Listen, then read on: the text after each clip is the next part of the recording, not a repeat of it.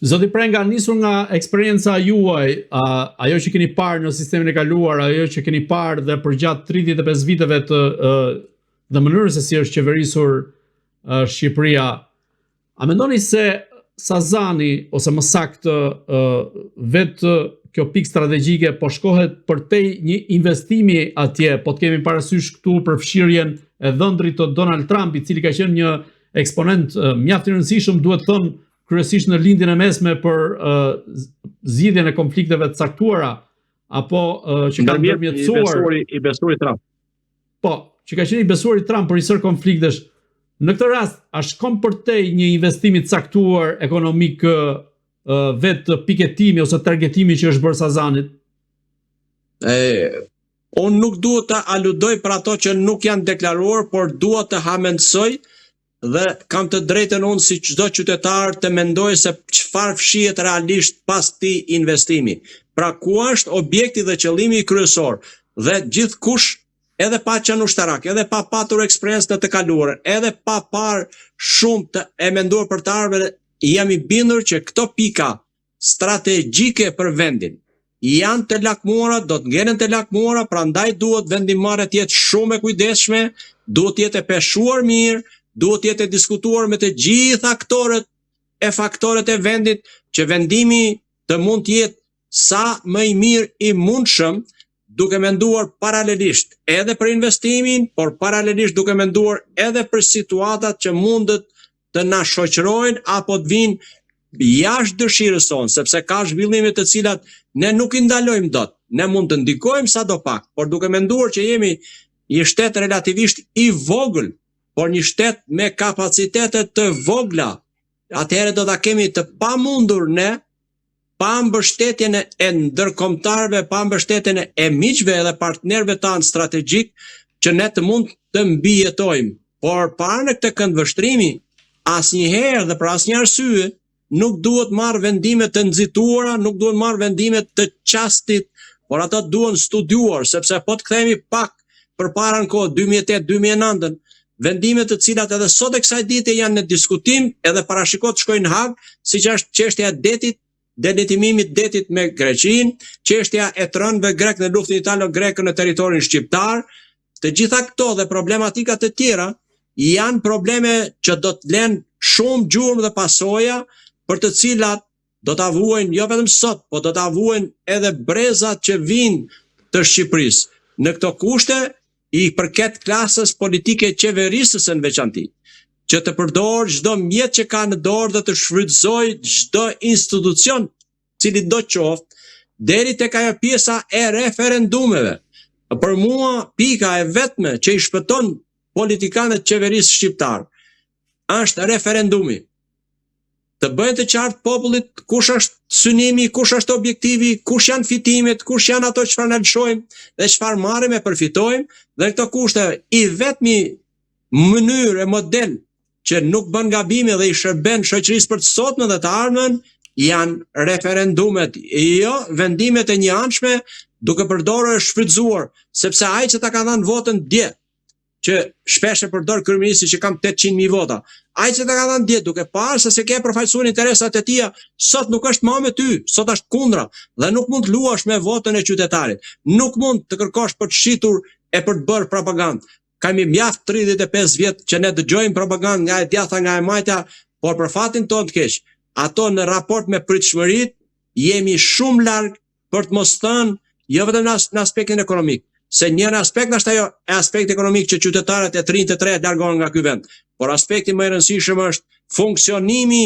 I pushtetit qendror e lokal dhe mënyra se si qytetarëve u afrohen shërbimet për të cilat ata paguajnë. Këto janë të padurueshme dhe detyrimisht që shqiptarët përgjithsisht gjejnë rrugën më të lehtë mundshme atë të largimit nga vendi. Nëse do të vazhdojë kështu, ky nuk është trend I nevojshëm, kjo është zhbërja e këtij vendi dhe realizimi për fat keq do thosha I planeve të kahershme Çubriloviqiane. Zoti Prenga, do t'ju sjell një citim nga mediat amerikane duke mbetur sërish te Sazani, ku theksohet se ishulli I Sazanit është një shkëmb I thikt me një sipërfaqe prej 2 milje gjysmë katror Ai është prej graniti si Gibraltari dhe i mbushur me shpella tunele të ndërtuara nga dora e njeriut, dhe specialistët sovjetike kanë mbushur ishullin me labirinte nëntoksore.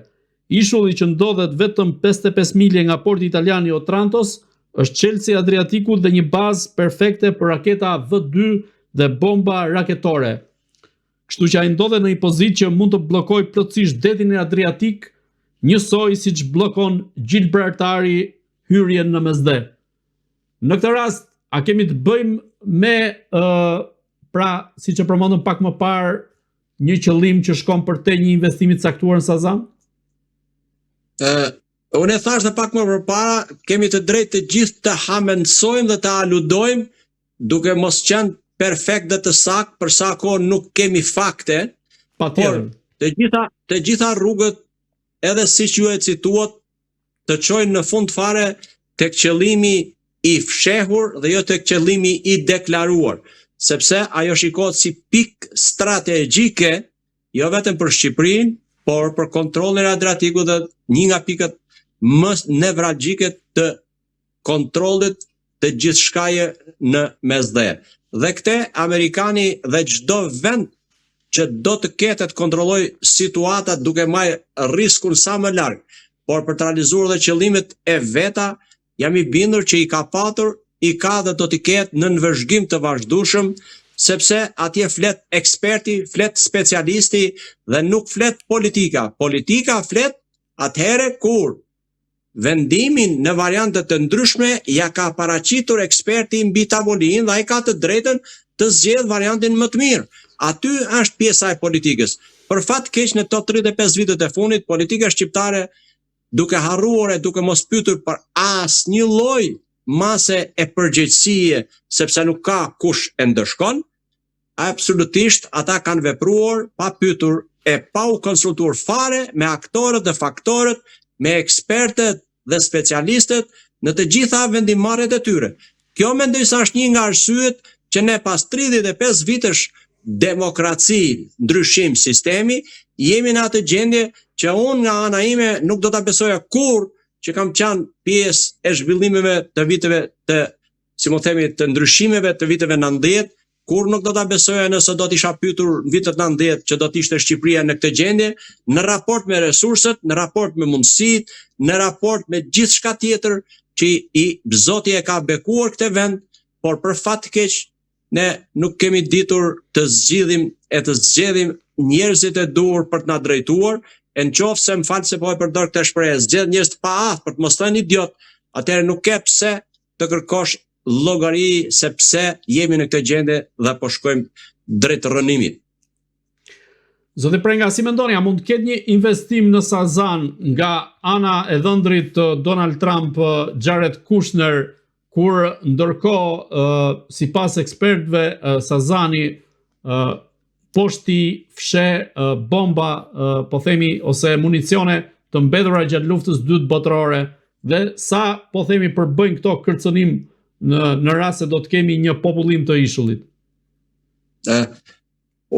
Kjo pjesa e investimit do ngelet për të parë, por është shumë e rëndësishme edhe ata e kanë objektiv dhe unë do t'i bëja thirrje klasës politike qeverisës së shqiptare, cila do qoftë, e majt apo nesër e djathtë apo dikush tjetër kushdo që të vijë, duhet ta shikoj me vizion të qartë, duke mos lakmuar fitimin e çastit dhe të momentit, por duke menduar për perspektiven, duke ruajtur raportet e miqësisë dhe të partneritetit strategjik me Shtetet e Bashkuara të Amerikës, kurse për sa i përket ato që thuan që vërtet ashtu është, sepse ai ka qenë një zonë ushtarake e militarizuar, do thosha, nga pikat më kyçe para 90-s, unë kam patur fatin ta vizitoj për të ndërtuar ca antena të vëzhgimit hapësirës detare, jo përpara, po të tjerë që kanë punuar me të cilët më thënë mundësi edhe të bisedoj, e kanë shërbyer në Sazan, është e vërtet që ka, por këto nuk përbëjnë asnjë lloj rreziku, pasi në çdo kohë e në çdo moment edhe ne kemi struktura të cilat bëjnë asgjësimin dhe çminimin e këtyre kapaciteteve të cilat do qofshin këto, mina, predha, mina ujore, çdo gjë tjetër, pra kanë zgjidhje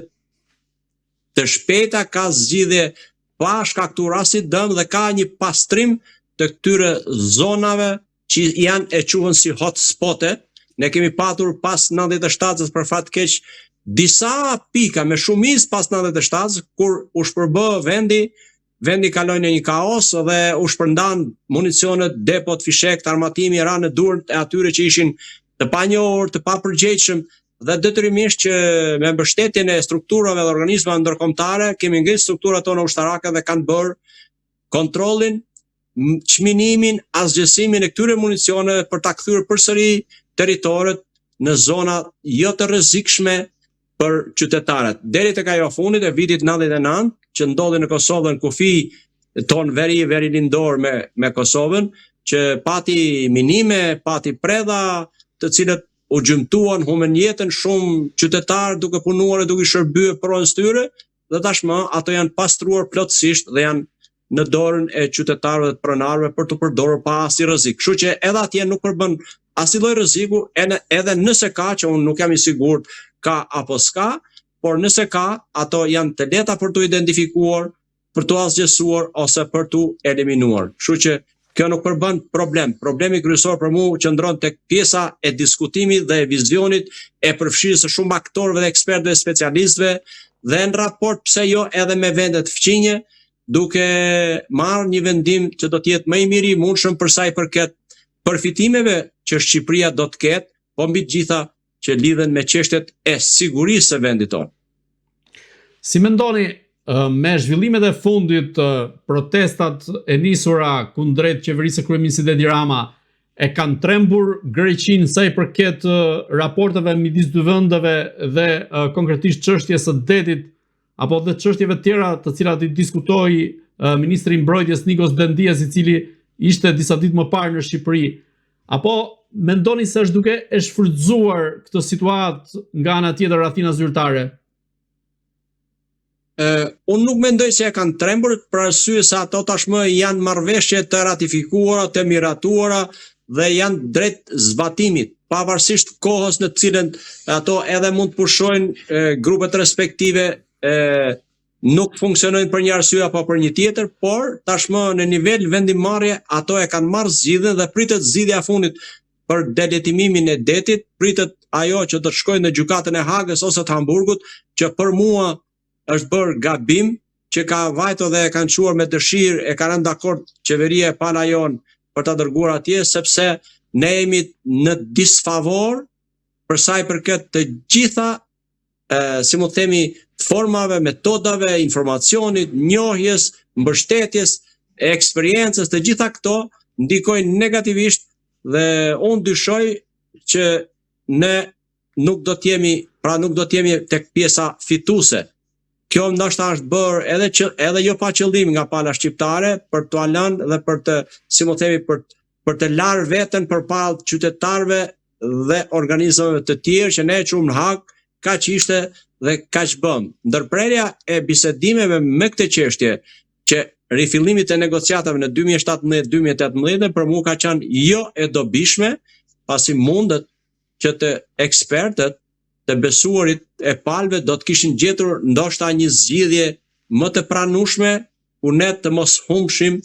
sasinë e kilometrave, hapësirën detare, hapësirën